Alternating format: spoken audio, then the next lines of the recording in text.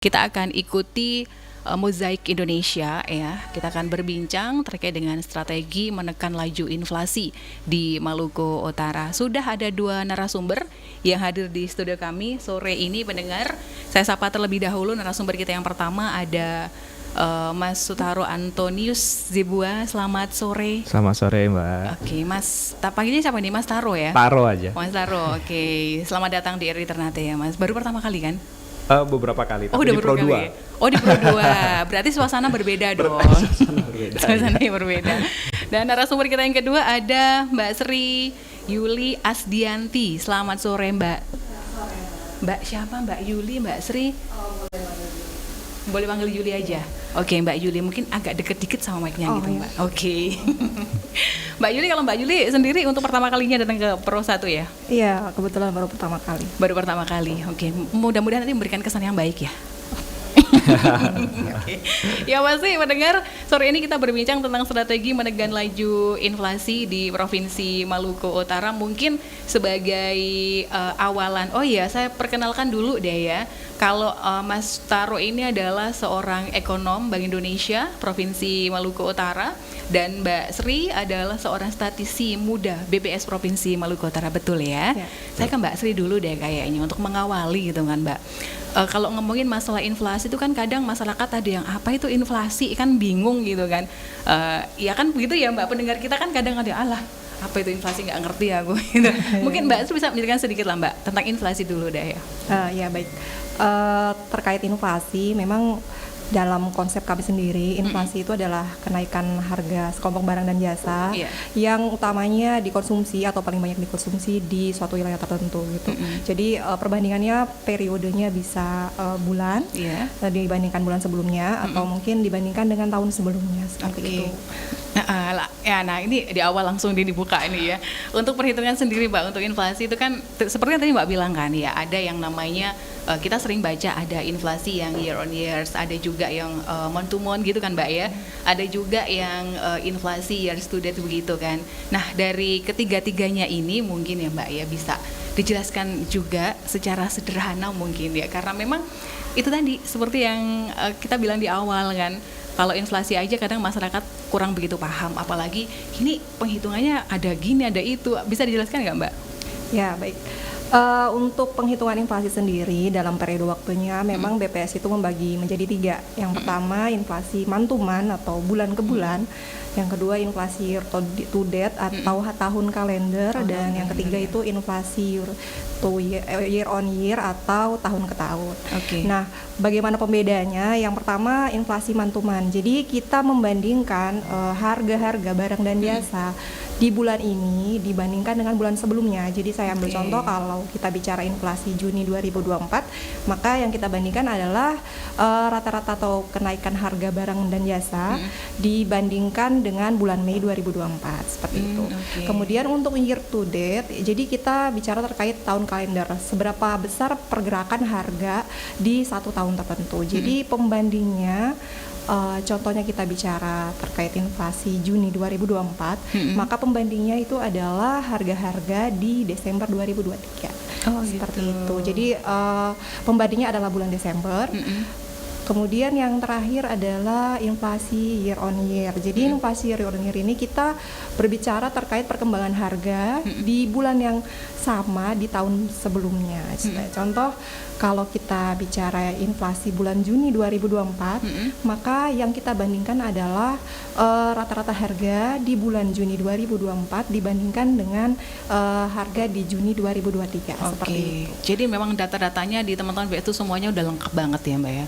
Ya, seperti itu. Ya seperti itu.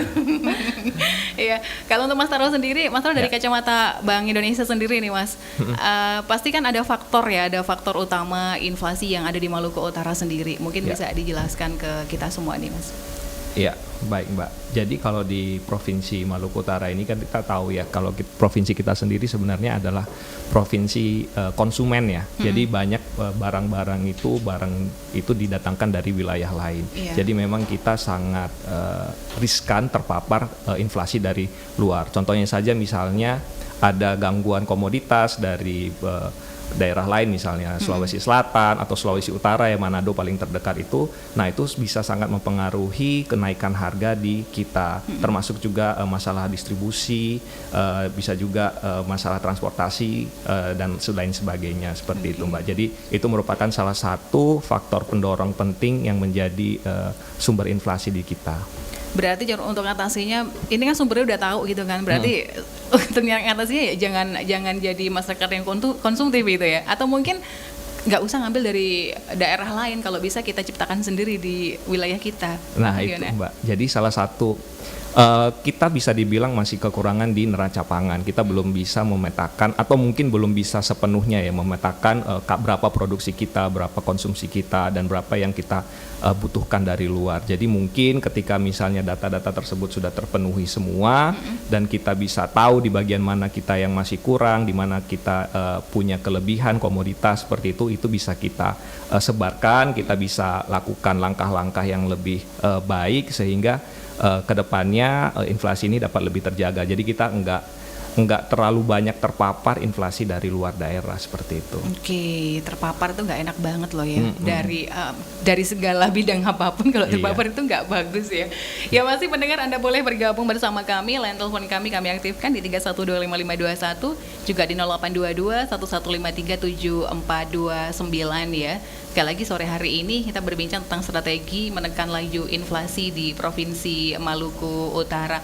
Saya balik lagi ke Mbak Sri. Tadi kan tentu kalau kita untuk tahu, supaya kita tahu komoditas tadi itu dari survei dan juga perbandingan harga kan Mbak ya. Lantas surveinya itu dilakukan kapan sebenarnya Mbak? Baik. Untuk inflasi sendiri, untuk informasi ya, di Maluku Utara sendiri sebenarnya kami menghitung ada 3 angka inflasi. Yang pertama inflasi Provinsi Maluku Utara, kemudian yang kedua inflasi Kota Ternate, dan yang ketiga adalah inflasi Halmahera Tengah. Jadi kenapa 2 daerah tersebut? Karena di harapan kami adalah inflasi yang kami hitung itu tidak urban bias. Jadi kami memilih Halmahera Tengah sebagai salah satu kabupaten di Maluku Utara yang bisa menggambarkan inflasi di daerah rural atau pedesaan. Nah, untuk komoditas, jadi barang-barang dan jasa di Maluku Utara sendiri yang kami hitung harganya, jadi kan tidak mungkin untuk dihitung semuanya ya, gitu. Jadi kami menghitung barang dan jasa yang kiranya memang paling banyak dikonsumsi oleh penduduk di Maluku Utara, khususnya di Ternate dan Halmahera Tengah. Jadi untuk di Ternate sendiri, harga barang dan jasa yang kami hitung harga perubahannya itu ada 330 di Kota Ternate. Sementara untuk di Halmahera Tengah itu ada sekitar 203 barang dan jasa. Nah, untuk periode pengumpulannya kami membaginya menjadi 3 periode. Jadi untuk barang-barang yang kami anggap relatif bergejolak harganya, contohnya kebutuhan pokok, itu kami kumpulkan setiap minggu. Jadi surveinya itu survei harga konsumen. Jadi mungkin kalau Bapak Ibu apalagi kalau respondennya itu adalah pedagang, itu biasanya sudah sering nih ketemu petugas BPS di pasar gitu yang menanyakan perubahan harga dari minggu ke minggu. Nah, sementara untuk yang kedua itu 2 mingguan atau 2 minggu sekali. Jadi barang-barang tersebut contohnya seperti ikan segar itu kami catat harganya secara 2 minggu sekali di dalam 1 bulan. Kemudian yang terakhir adalah yang bulanan. Itu biasanya yang memang pergerakannya itu tidak terlalu bergejolak. Jadi kami hitung harganya itu perubahannya sebulan sekali seperti itu. Oke. Berarti paling petugas lapangan teman-teman di BPS itu banyak banget berarti Mbak ya?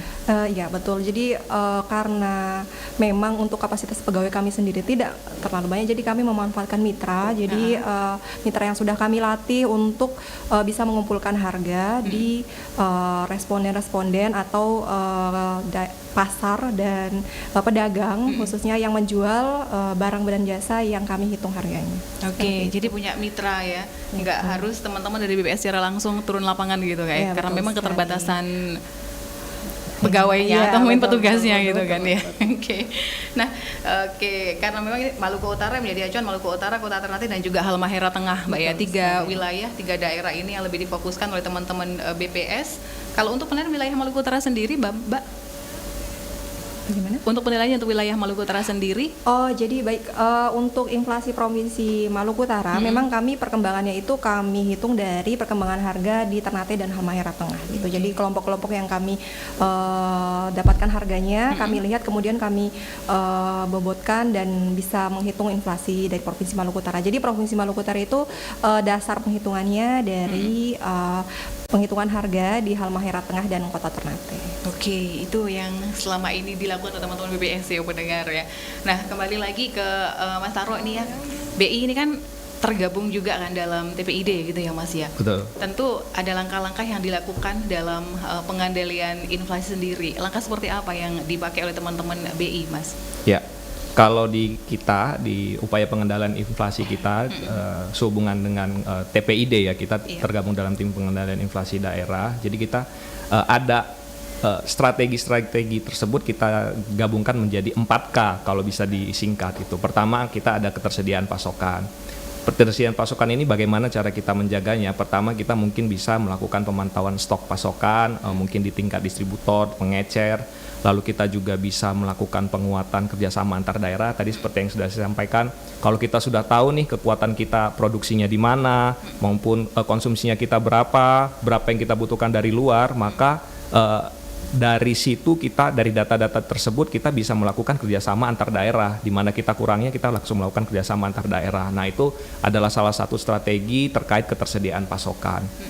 Yang kedua adalah keterjangkauan harga. Keterjangkauan harga ini kita biasanya melakukan penyediaan pangan melalui gerakan pangan murah. Lalu kita juga kalau kerjasama dengan pemerintah daerah yaitu merealisasikan belanja tidak terduga gitu ya. Ada pos-pos anggaran di pemerintah yang bisa dialokasikan untuk menjaga keterjangkauan harga ini. Lalu yang ketiga ada juga kita melakukan operasi pasar ya secara reguler. Jadi TPID, Bank Indonesia bersama TPID dan pemerintah daerah itu melakukan operasi pasar secara reguler. Nah, itu adalah strategi kedua terkait keterjangkauan harga. Yang ketiga adalah kelancaran distribusi. Seperti yang tadi kita sampaikan juga bahwa memang banyak pasokan komoditas ini yang kita suplai dari luar, maka distribusi ini menjadi salah satu yang paling penting begitu ya. Ada beberapa strategi atau beberapa cara yang bisa kita lakukan. Pertama mungkin kita melakukan subsidi ongkos angkut gitu ya untuk komoditas-komoditas pangan yang strategis.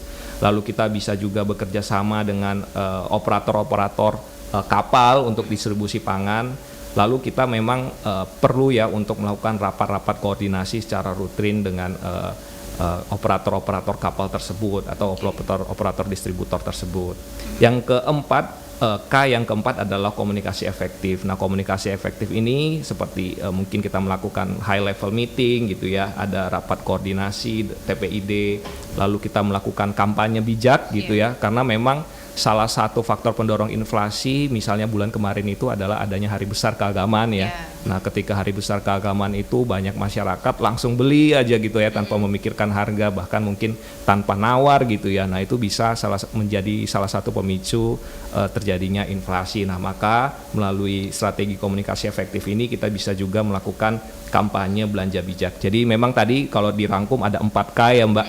Ketersediaan pasokan kita jaga, lalu keterjangkauan harga kita jaga, kelancaran distribusi, dan terakhir adalah komunikasi efektif. Oke. Kampanye bijak belanja ini kayaknya menarik ini Mas ya. Betul. Ini yang menarik ini. Betul. Kan kalau bisa, nah tadi yang kalau mau hari-hari besar Lebaran kayak gitu kan. Betul nih, masyarakat kadang kan kalau kita ada THR juga gitu kan ya Mas, jadi uang banyak di tangan nih. Betul. Harga berapapun mau dibeli aja nggak masalah lah, orang ada uang kok gitu kan. Tapi di kampanye bijak ini kan tadi ada yang namanya langsung nawar, harusnya ditawar dulu gitu kalau kita mau belanja. Betul Mbak.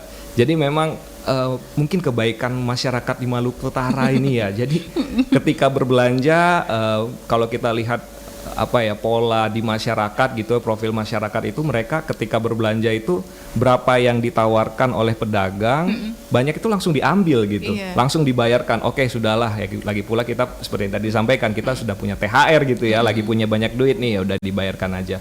Nah, melalui kampanye bijak sebenarnya kita mau sampaikan bahwa kadangkala masyarakat itu terlalu baik gitu ya. Jadi melalui kampanye bijak, berbijaklah dalam melakukan pembelian, misalnya membeli daging secukupnya, membeli daging misalnya dengan harga yang sewajarnya gitu ya. Kalau misalnya di satu lapak mahal, mungkin bisa bergeser ke lapak lainnya untuk kita tanya apakah harganya berbeda atau seperti apa gitu, apakah ada harga yang lebih murah atau bisa kita tawar. Karena ya itu salah satu faktor pendorongnya memang ke masyarakat ini memang belum banyak yang nawar gitu ya kalau kita lihat gitu, Mas.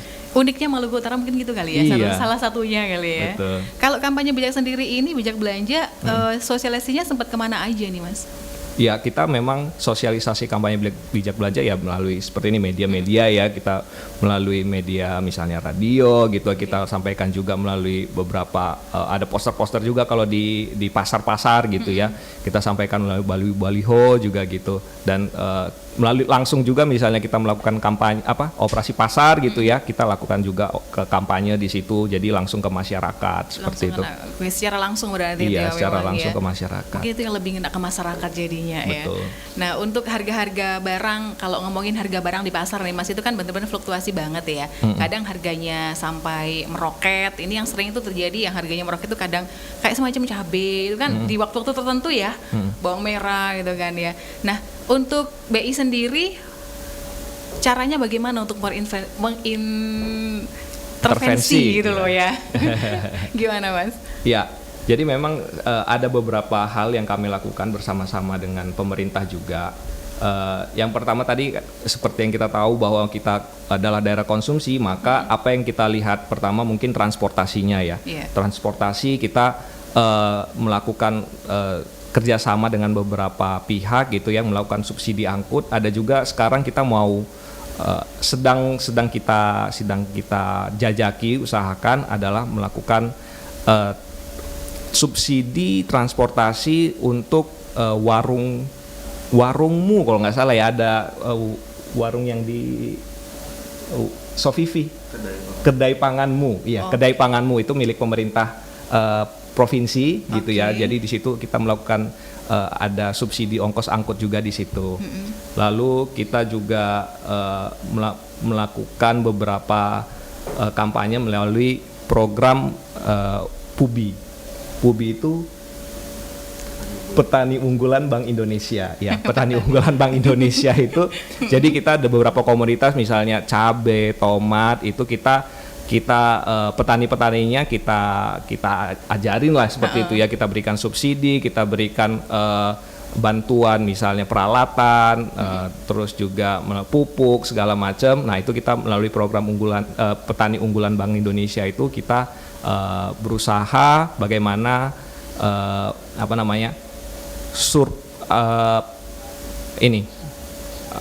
stok kebutuhan melalui komoditas pangan strategis itu bisa ada terus lah di kita gitu. Oke, jadi segala cara udah dilakukan oleh teman-teman BI ini ternyata ya untuk ya mencegah laju inflasi di sebuah daerah. Betul. Oke, kembali pendengar boleh Anda bergabung bersama kami ya, kami tunggu di line teleponnya 31255521, juga di 0822 1153 7429. Ada Amalia Fitriani, selamat sore gitu aja, selamat sore, ayo gabung untuk berbagi informasi. Mungkin ada yang ditanyakan, boleh ya, karena sore hari ini kita berbincang tentang strategi menekan laju inflasi di Provinsi Maluku Utara. Pendengar, saya kembali ke Mbak Sri nih. Mbak Sri, tadi teman-teman BI banyak sekali yang sudah dilakukan ya, tentunya ini sudah menjadi tugas ya dan kewajiban mungkin ya seperti itu.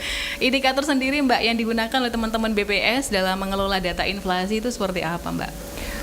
Baik, jadi untuk penghitungan inflasi, kemudian di Maluku Utara sendiri sebenarnya mungkin yang perlu kita tekankan sebelum saya bahas lebih lanjut ya Mbak. Jadi saya masih menemui bahwa kesannya inflasi itu selalu buruk. Iya betul Mbak. Padahal sebenarnya yang perlu kita highlight bahwa inflasi itu tidak selalu buruk. Karena ketika kita bicara inflasi, deflasi yang terus-menerus juga sebenarnya tidak baik untuk perekonomian suatu daerah gitu. Inflasi yang baik adalah inflasi yang terkendali. Makanya di setiap mungkin pembahasan terkait inflasi yang dibahas adalah pengendalian inflasi. Berbeda dengan kemiskinan, yaitu pengentasan kemiskinan. Gitu. Jadi kalau kita bicara inflasi maunya deflasi aja gitu. Padahal sebenarnya tidak seperti itu, karena kalau kita deflasi terus ada tanda tanya gitu. perekonomian kita jalan nggak sih? Kayak Oh, gitu ya? Iya betul. Oke. Karena inflasi yang kita harapkan itu adalah inflasi yang bisa menggerakkan pertumbuhan ekonomi gitu. Dan salah satu indikator bahwa perekonomian itu berjalan ketika orang itu mengonsumsi barang dan jasa gitu. Oke. Seperti itu. Ada yang gabung? Kita coba terima dulu Mbak, nanti Iya. dilanjutkan Baik. kembali ya. Selamat sore Pro 1. Ya sore, Sore dengan siapa ini Bapak? dengan Arif di Kalumata. Pak Arif di Kalumata. Silakan Pak Arif, apa yang mau disampaikan Pak Arif? Ini jadi pembahasan inflasi di RRI ini kan, kalau yang lalu-lalu orang sempat baca berita kalau ada semacam kerjasama begitu antar daerah, terutama daerah penyuplai bahan pangan, sembako, rica tomat itu atau sayur-sayur dari Halmahera Timur, Halmahera Tengah, Kota Tidore dan lain-lain itu. Nah itu bagaimana supaya mungkin dengan adanya kerjasama itu kalau dorang perkuat kan otomatis paling terada dorang bisa kurangi pasokan-pasokan pangan atau sembako ataupun logistik dari luar daerah, misalnya yang selama ini masih bergantung di Sulawesi Utara, di Bima untuk komoditas bawang dari Surabaya dan lain-lain. Nah itu mungkin kerjasama begitu bisa diperkuat supaya ini pasti berpengaruh di penekanan inflasi begitu. Nah mungkin itu saja. Iya. Terima kasih Pak Arif di Kalumata. Ini berarti saya ke Mas Taro ini ya. Ya. Gimana ini Mas? Kerjasama harusnya dengan kabupaten kota yang di Provinsi Maluku Utara aja dulu deh diperkuat. Betul, atau betul. gimana?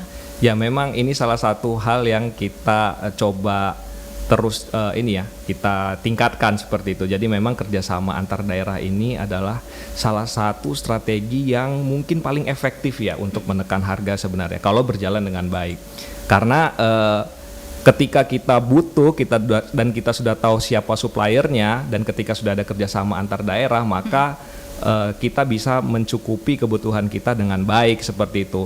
Nah kita sebenarnya sudah punya beberapa MOU kerjasama antar daerah. Pertama memang ada MOU secara government to government ya dengan Kabupaten Bima itu terkait komoditas bawang merah.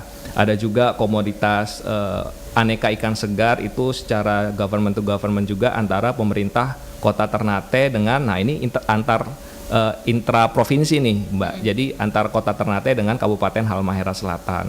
Lalu ada juga komoditas barito dari antara Kota Ternate dengan Halmahera Tengah. Jadi memang kita sudah melaksanakan beberapa MOU, kita bantu Pemda dengan Pemda lain itu melaksanakan MOU kerjasama antar daerah. Dan ini dalam proses memang kita berusaha carikan gitu ya, di mana daerah-daerah lain yang bisa kita lakukan kerjasama antar daerah. Dan seperti yang kata Pak Arif tadi, memang ada beberapa daerah di kita yang punya potensi komoditas-komoditas unggulan. Nah, dari situ mungkin kita nanti bersama-sama dengan TPID tentunya akan melaksanakan penjajakan mungkin ya, bagaimana apakah memang bisa dilakukan kerjasama antar daerah. Dan memang ini saya rasa usulan yang sangat penting sekali dan memang betul sekali bahwa kerjasama antar daerah ini bisa menjadi salah satu strategi penahan laju inflasi seperti itu. Kalau kerjasamanya berjalan dengan baik. Kalau kerjasamanya berjalan dengan baik. Iya, lanjut Mbak Sri tadi belum sempat dilanjutkan Mbak tentang indikator terkait dengan yang digunakan oleh teman-teman BPS dalam mengelola data inflasi. Tadi penjelasan tentang inflasi gitu kan Mbak ya. Silakan Mbak lanjutkan Iya kembali. baik. Untuk indikatornya, jadi untuk penghitungan inflasi sendiri sebenarnya kami penghitungannya itu dari indeks harga konsumen ya Mbak ya. Jadi kalau pertanyaannya pengelolaan inflasi seperti apa, jadi ketika kami memperoleh harga barang dan jasa yang kami catat atau kami kumpulkan dari pasar, kemudian akan kami olah setiap bulannya dan bentuknya itu adalah indeks harga konsumen. Nah dari indeks harga konsumen itu perubahannya kita sebut inflasi. Jadi inflasi sendiri itu adalah sebuah indikator yang menggambarkan perubahan harga, sekaligus dia itu juga menggambarkan daya beli dari masyarakat. Nah itu kenapa saya katakan tadi bahwa inflasi yang terlalu rendah itu, inflasi yang kita harapkan rendah dan kemudian jadi deflasi itu juga tidak baik karena dia mencerminkan daya beli masyarakat. Oke, kalau di Ternate di Maluku Utara nanti deh kita bahas, kita terima dulu ya Mbak ya. Selamat sore Pro 1. Ya, selamat sore. Selamat sore, dengan siapa ini Mbak? Selamat sore. Dari Ibu Rima Ibu Rima di mana Bu Rima? di Seputaran Sangaji. Di Sangaji. Silakan Bu Rima. Ini narasumbernya dari Bank Indonesia. Saya tunggu-tunggu sebenarnya. Kenapa? Iya. Yang dari Bank Indonesia dan juga BPS ya. Jadi saya punya cerita. Anak saya itu waktu itu sering pernah magang sekarang tuh MBKM ya di BPS begitu. Ini hanya intermezzo aja. Pas memang katanya suka turun langsung ke pasar begitu ya. Untuk mendata harga-harga pangan begitu. Nah, apakah itu juga masih tetap dilakukan oleh teman-teman di BPS sampai sekarang? Terus yang untuk BI ini, saya kan sering dengerin itu siaran ya, RRI, suka hobi banget dengerin, baik itu di Pro 1, Pro 2 dan juga di Pro 4 ya. Jadi kalau denger itu penyiar suka informasikan tentang harga pangan ya. Terus kan katanya itu sumbernya itu dari BI. Nah, tapi kalau misalnya kita ke pasar tuh harganya suka beda gitu. Itu kan dibacanya harga eceran terendah atau apa gitu ya. Terus pas ke sana tuh bedanya jauh dari, apalagi rica ini terutama. Kan kita nggak bisa ya makan kalau nggak ada sambal gitu orang Indonesia. Jadi jauh sekali harganya, bedanya itu saya kadang suka bingung, kok bedanya jauh gitu dengan yang ada di dalam di dalam website itu. Nah, itu gimana? Terus juga ini kan ada beras-beras tertentu yang merek tertentu yang memang kalau saya lihat gitu setiap ke acara orang kawin, ke acara apa, itu pastinya biasalah ibu-ibu ya pakai beras merek apa gitu, merek ini misalnya. Tapi kok beda jauh gitu harganya, dan itu kan belinya juga di satu agen gitu, agen ini dengan agen itu. Apakah juga tidak ada penertiban untuk harga ini? Karena kan seperti kita tahu harga beras ini kan bahan pokok kita ya sebagai pada umumnya gitu. Jadi mohon ada kejelasan begitu. Terima kasih. Terima kasih Ibu Rima di Sangaji ya. Makasih Ibu Rima. Oke, yang pertama tadi ke Mbak Yuli deh kayaknya BPS ya. Anaknya pernah magang di situ. Disuruh turun tuh ke lapangan untuk cek-cek harga. Sampai sekarang masih dilakukan hal seperti itu lagi nggak Mbak? Baik. Sebelumnya terima kasih buat Ibu yang mungkin anaknya juga ikut berpartisipasi ya dalam kesempatan untuk turun di pasar. Jadi memang di BPS sendiri ada suatu program dari kepala kami untuk bekerja sama dengan Unhair. Jadi MBKM mahasiswa kerja, saya agak lupa ini singkatannya MBKM ya. Jadi seperti itu. Jadi ketika mereka datang ke kami, kami akan berbagi dan sharing bagaimana proses bisnis atau kegiatan apa saja sih yang dilakukan BPS. Nah, mungkin salah satunya adalah survei harga konsumen gitu. Jadi pada saat mereka MBKM, kami akan mengajari bahwa ini loh kerjaan kami gitu. Dan bagaimana sebelum mereka turun kita pastikan bahwa mereka mengerti teknik penghitungannya, teknik pencatatannya, kemudian konsepnya seperti apa, baru mereka turun.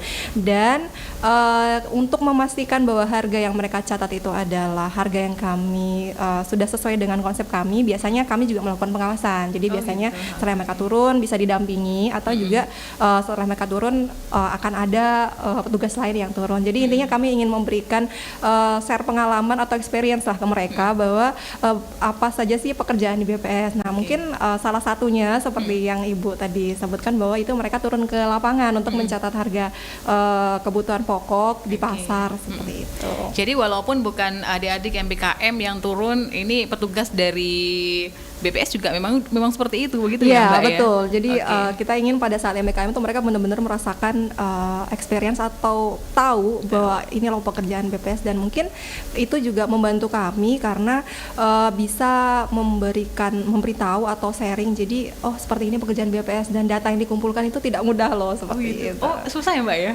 Ya, more or less seperti itu ya. Karena kan memang bisa kita pahami bahwa literasi statistik itu tidak di Maluku Utara khususnya itu tidak setinggi di luar. Bahkan orang yang punya literasi statistik atau pengetahuan tentang manfaat data pun tidak semua bisa memberikan data. Apalagi kalau itu sudah terkait dengan data harga mereka atau mungkin omset mereka. Itu kan sesuatu yang kadang-kadang buat mereka itu rahasia pribadi atau rahasia perusahaan gitu. Nah, alhamdulillahnya untuk di BPS sendiri kami berusaha untuk membangun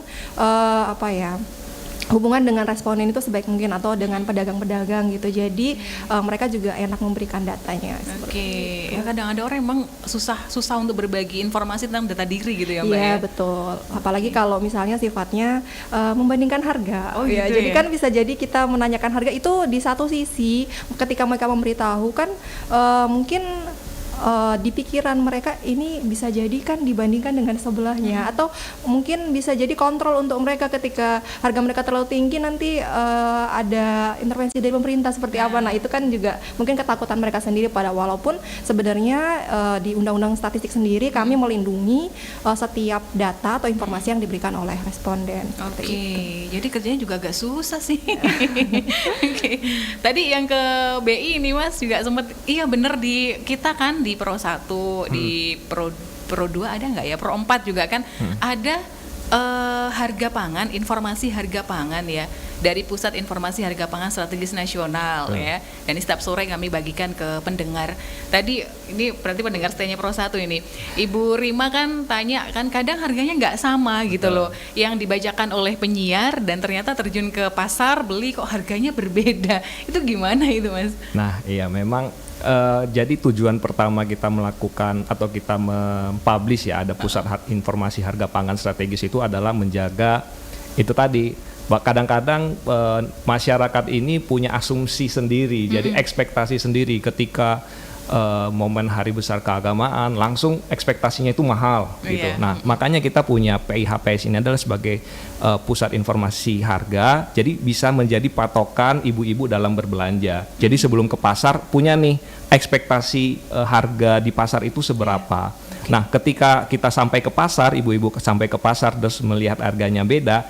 Nah, itu tadi mungkin ibu-ibu perlu menawar gitu. Jadi ketika harganya mahal, ya berarti memang dia buka harga gitu ya, pedagang-pedagangnya buka harga. Nah itu pertama mungkin bisa menawar. Dan yang kedua misalnya kita kan ini bekerja sama dengan surveyor independen ya sebenarnya. Jadi kita sudah punya mungkin tidak sekomprehensif atau serumit BPS ya dalam melakukan pencacahan datanya, tapi kita punya beberapa responden yang mungkin itu selalu ya secara tetap akan kita tanyakan. Nah, mungkin kalau kita melihat di pasar itu kadang-kadang beda toko hanya sebelahan aja itu bisa beda harga. Nah, jadi mungkin ibu mengunjungi toko yang bukan menjadi responden kita. Bukan berarti tidak boleh mengunjungi toko tersebut, tapi mungkin ibu seperti yang saya sampaikan tadi, mungkin ibu bisa bergeser tuh ke toko-toko lain. Jadi kita bisa sampaikan bahwa ada nih toko yang menjual dengan harga sesuai yang kita sampaikan di PIHPS gitu. Jadi ketika ibu tadi Ibu Rima ke toko gitu ya, ke pasar terus membeli beras ya tadi, membeli beras ke suatu toko gitu ya, dan harganya dirasa lebih mahal, kenapa nih nggak sama dengan PIHPS? Nah itu tadi mungkin bisa ditawar dulu pertama atau mungkin pindah ke toko yang lainnya. Jadi memang itu tujuannya, jadi menjaga ekspektasi masyarakat terhadap harga suatu komoditas di pasar tertentu seperti itu. Oke, ini juga saya punya pengalaman kemarin yang mau lebaran Idul Adha gitu kan, mau beli daging nih. Nah di sini kan harganya kan kisarannya 130-an gitu kan, 130 berapa ini ya, 137 pokoknya sekitaran segitu lah. Sampai di pasar memang harganya 165 loh Mas. Tapi masalahnya yang jual cuma sisa satu itu aja. Ya itu mau nawar gimana? Kalau udah tinggal satu berarti udah kesiangan kan. Itu udah apa, permainan pasar itu udah karena memang supply demand aja mungkin udah karena nggak ada saingannya makanya udah tinggiin aja pasti beli kayak demandnya gitu ya. udah terlalu banyak berarti dibandingkan supply, jadi itu sudah ya mungkin udah kesiangan kali. Oh jadi ya itu kesalahan dari diri saya sendiri. Udah, pendengar boleh bergabung kembali, line teleponnya kami aktifkan lagi ya di 31255210, 0822 1153749 ya. Saya balik lagi deh tadi ke Mbak Yuli. Mbak Yuli, ini dirilis BPS Senin kemarin nih Mbak, pada tanggal 4 Juni kalau nggak salah 2024 itu kan, Maluku Utara mengalami inflasi year on year di 3,21% ya. Nah, sementara untuk montumonnya 0,16%. Ini bisa dijelaskan nggak Mbak? Mungkin secara rinci atau penjelasannya gimana ya? Biar kita tuh paham gitu loh. Termasuk pengeluaran apa yang menyebabkan inflasi pada saat itu Mbak? Baik.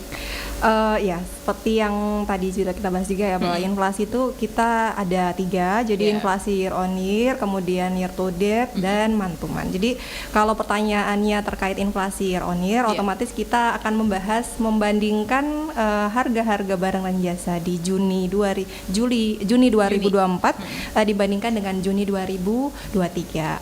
Nah, ketika terjadi inflasi sebesar untuk yang Maluku Utara Provinsi Maluku Utara 3,21, artinya memang ada perubahan perubahan harga dari barang dan jasa itu sebesar 3,21% dibandingkan dengan Juni 2023 seperti itu. Nah, untuk komoditas yang menyebabkan, jadi dari 300-an lebih komoditas itu kan tidak semua bergerak ya. Jadi mungkin ini juga jadi kadang menjadi pertanyaan, perasaan di pasar itu harganya naik deh, tapi kok inflasinya rendah gitu. Jadi sebenarnya di inflasi itu ada yang namanya cutting point, cut off. Jadi ketika yang satu naik, kemudian yang satu rendah, otomatis itu kan inflasinya akan bergerak juga seperti itu. Jadi contohnya cabai naik, tapi ikan segar turun, otomatis kan itu saling mengurangi. Makanya di kami itu inflasi ada yang kami sebutkan komoditas penyumbang dan penahan. Ketika dia menyumbang berarti inflasi, ketika menahan berarti dia tuh harganya turun gitu. Nah, untuk yang year on year di Maluku Utara sendiri itu penyumbang pertamanya adalah beras gitu. Jadi kita memang mungkin kalau Mbak tahu sendiri bahwa kita tuh ada kenaikan beras loh beberapa bulan belakangan ini. Bahkan sekarang juga mungkin pemerintah sudah mulai aware. Jadi di periode terakhir tuh kita ada penurunan harga beras. Tapi kalau dibandingkan dengan Juni 2023 itu harga beras memang sudah naik gitu dibandingkan dengan sebelumnya. Nah, kemudian yang kedua itu cabai rawit. Kenaikan harga di cabai rawit karena memang salah satu penyumbang inflasi yang paling sering muncul sih di Maluku Utara itu adalah cabai rawit gitu. Kenapa? Karena kalau kita lihat ternyata memang orang di sini tuh suka banget makan cabai gitu. Kayaknya belum makan kalau belum makan sambal gitu gak ya. Lengkap, gak sempurna. Iya. Gitu. Dan anehnya juga, maksudnya kena cabai sampai 120.000 pun banyak orang yang masih mencari. Tetap dibeli. Ya betul kan. Jadi orang tuh maksudnya toleransinya terhadap harga-harga cabai itu kayaknya cukup luas ya kalau di Maluku Utara gitu kan. Jadi memang dia menyumbang karena kenaikan harganya itu cukup bikin inflasi, dan selain juga karena dia banyak dikonsumsi, otomatis kan pergerakan harganya itu juga ada hubungan supply and demand ya gitu. Seperti itu. Kemudian ada rokok gitu. Jadi kalau kemarin kalau tadi pagi kita bahas tentang kemiskinan gitu. Ternyata salah satu konsumsi terbesar itu adalah rokok gitu. Jadi ternyata rokok tuh punya kontribusi yang besar di konsumsi orang-orang di Maluku Utara gitu. Jadi ketika ada pergerakan harga itu kerasa sekali gitu karena dia menyumbang inflasi gitu. Jadi barang-barang yang kiranya paling sering kita konsumsi itu biasanya kalau harganya naik sedikit itu dia mendorong inflasi seperti itu. Jadi kalau di Maluku Utara bisa kita lihat itu beras, cabai rawit, kemudian sigaret kretek mesin. Jadi kita punya bahasa dari rokok itu ada sigaret kretek mesin seperti itu. Kemudian bawang merah dan bahan bakar rumah tangga. Bahan bakar rumah tangga ini memang kalau saya tidak salah ingat ada kenaikan harga minyak tanah di tahun 2023 kalau tidak salah seperti itu. Oh iya, naik Mbak. Kan biasanya kalau pakai ini nih, pakai kupon gitu kan. Biasanya kan cuma 3.500 jadi 4.000 gitu kan. Nah, mungkin dari situnya ya. Betul. Jadi memang kenaikan itu ternyata yang menyumbang inflasi secara tahun ke tahun di Maluku Utara seperti itu. Oke, nah ini kalau ngomongin tadi cabai, ini kan yang kita konsumsi hari-hari gitu kan ya. Tadi dari BI sendiri, Masnya kan tadi sempat bilang gitu kan ya, ada petani unggulan Bank Indonesia, kan gitu ya Mas ya. Nah ini juga udah tersebar nggak kegiatan ini, petani unggulan Bank Indonesia di seluruh kabupaten kota di Provinsi Maluku Utara? Ya. Kita itu punya beberapa program petani unggulan Bank Indonesia. Pertama itu kalau bisa kita sampaikan itu ada di Haltim. Nah di Haltim itu kita punya beberapa komoditas itu seperti bawang merah, ada cabai, padi, ada sayuran dan tomat gitu.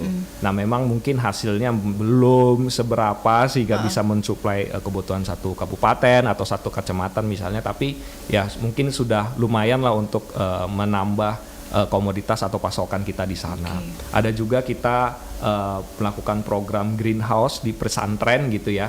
Ada komoditas cabai rawit juga gitu ya. Ada beberapa pesantren itu yang kita lakukan, ada di pesantren Ibadur Rahman di Haltim, ada yang di Halteng, dan ada juga yang di Tidore.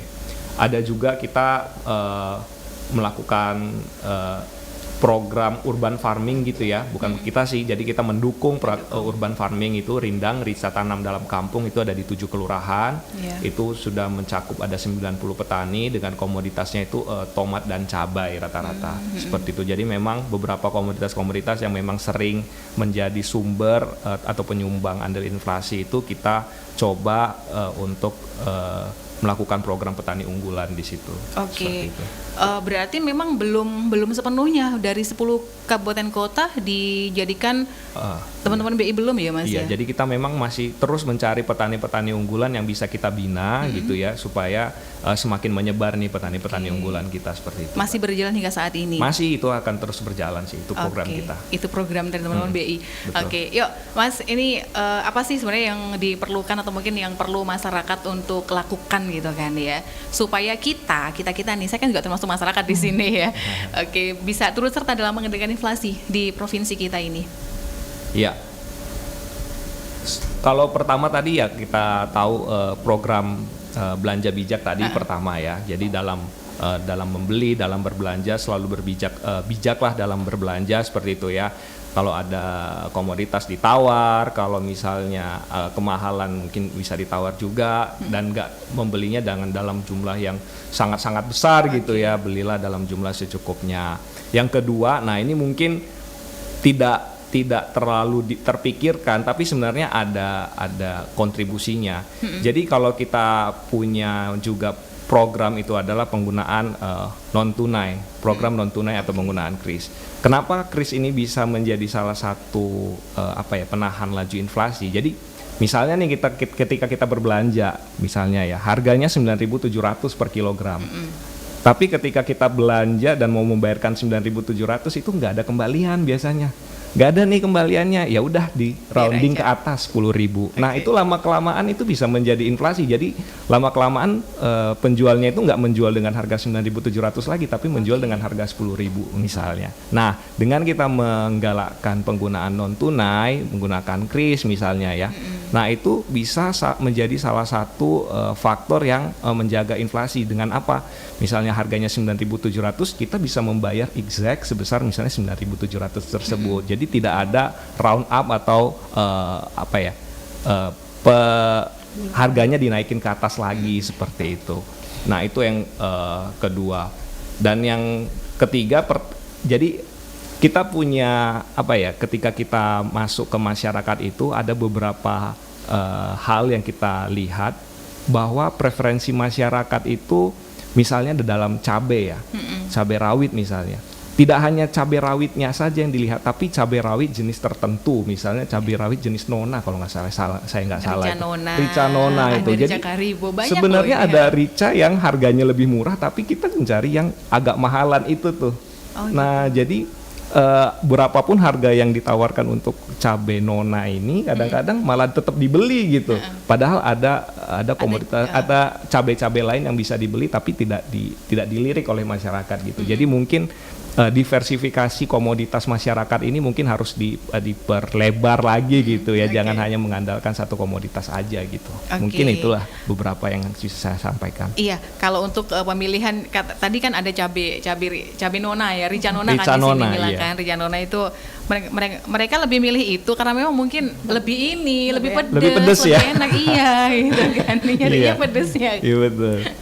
Ya, itu sih beberapa cara, ada 3 tips, ada 3 cara ya yang bisa kita lakukan sebagai warga masyarakat ya, supaya bisa turut serta dalam mengendalikan inflasi di Provinsi Maluku Utara. Tapi untuk penggunaan Christmas ini kayaknya belum bisa ini ya, karena memang coba kalau mungkin yang usianya masih usia produktif, kita yang milenial mungkin masih bisa. Tapi gimana dengan om-om bibi-bibi kita gitu loh. Penggunaan Krisnya gimana gitu kan?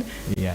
Sebenarnya kalau misalnya kalau kita lihat ya di Maluku Utara, di Indonesia lah khususnya. Jadi sebenarnya memang pada awal-awal implementasi KRIS ini memang hanya yang muda-muda saja gitu ya. Okay. Tapi kalau kita lihat dari laporan profil penggunaan KRIS, makin lama tua-tua itu bukan tua-tua, senior kita ya. masyarakat senior itu juga sebenarnya bisa menggunakan karena penggunaannya nggak sulit seperti itu, mudah. Mungkin memulainya saja yang perlu waktu gitu ya. Tapi dengan kita melakukan kampanye setiap saat, sosialisasi, kita harapkan penggunaan KRIS ini semakin melebar ya, nggak hanya tertuju pada usia tertentu, tetapi mulai dari muda sampai yang senior banget sekalipun itu bisa menggunakan KRIS sebenarnya. Atau mungkin kalau mau belanja suruh cucunya aja deh gitu kan.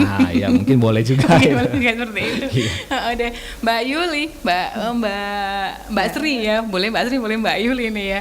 Mbak mungkin bisa untuk akhir-akhir nih Mbak mungkin bisa berbagi ke kita semuanya dari beberapa daerah di provinsi kita atau mungkin di Indonesia Timur lah ya. Untuk Maluku Utara sendiri ini kita ada di tingkatan berapa sih Mbak untuk laju inflasinya Mbak? Ya baik. Jadi kalau kita mau lihat kita posisinya ada di berapa untuk Halmahera Tengah sendiri, di rilis Terameter yang terakhir yang di Juni, dia ada di posisi ke-9. Iya, untuk yang tertinggi ya, dihitung dari yang pertama. Kemudian untuk yang Ternate ada di posisi 45. Ini yang mantumannya. Nah, jadi perubahan dari harga sebelumnya. Jadi karena inflasi Harteng kan 0,59 kalau besar. Kemudian untuk yang year on year-nya kita ada di posisi 131. Iya, untuk Halmahera Tengah. Jadi lumayan rendah kan, Halmahera Tengah itu 1,82, masih di bawah target inflasi mungkin kan plus minus 2,5 ya kalau tidak salah. Enggak betul. Kemudian untuk Ternate ada di posisi 26 seperti itu.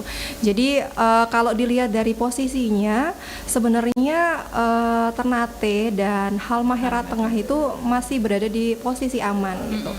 Tapi kembali lagi karena untuk daerah-daerah baru seperti Halmahera Tengah, nah kita kan bicara juga terkait pertumbuhan ekonominya nih, gitu. Jadi mungkin akan jadi pertanyaannya juga kalau ketika pertumbuhan ekonominya tinggi tapi inflasinya rendah, gitu. Jadi sebenarnya kalau bicara inflasi kita ada di posisi berapa dan aman atau tidak, mungkin kita bisa kembali lagi mengkaji kalau suatu daerah itu tidak harus inflasinya paling rendah atau deflasi terus, tapi yang penting dia terkendali dan disesuaikan juga dengan pertumbuhan ekonominya.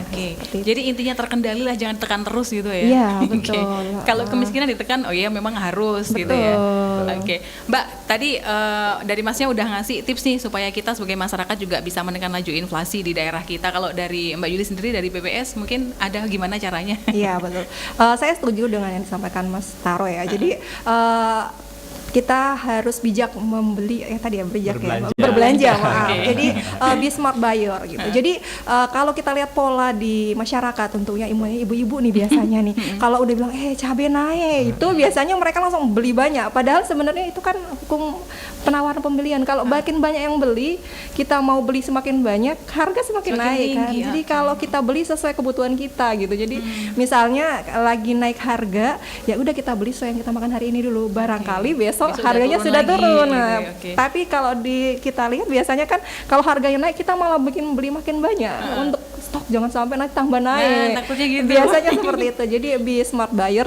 Jadi pembeli yang bijak gitu, karena kita juga harus memperhitungkan bahwa kita tidak boleh terlalu konsumtif gitu. Karena ketika kita beli terlalu banyak, sebenarnya harganya juga bergerak gitu, dan itu bisa bikin inflasi gitu. Kalau dari saya seperti itu sih.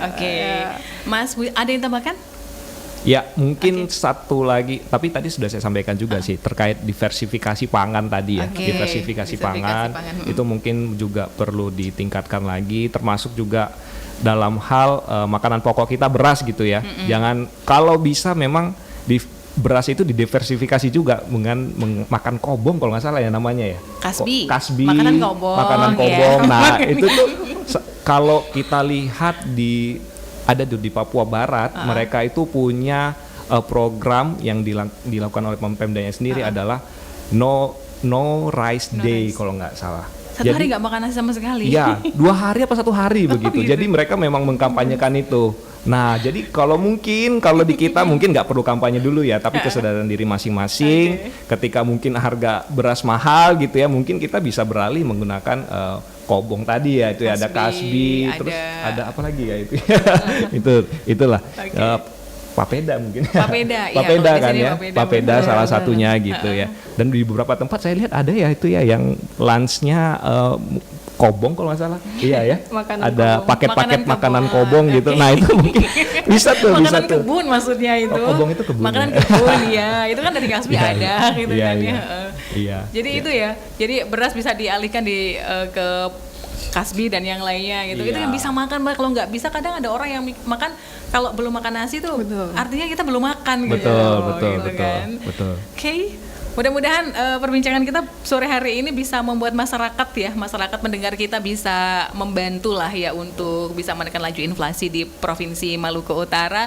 Terima kasih banyak udah hadir berbagi di Mozaik Indonesia sore hari ini. Mas Taro, makasih Mas Taro udah hadir, teman-teman dari BI juga banyak ternyata yang hadir juga.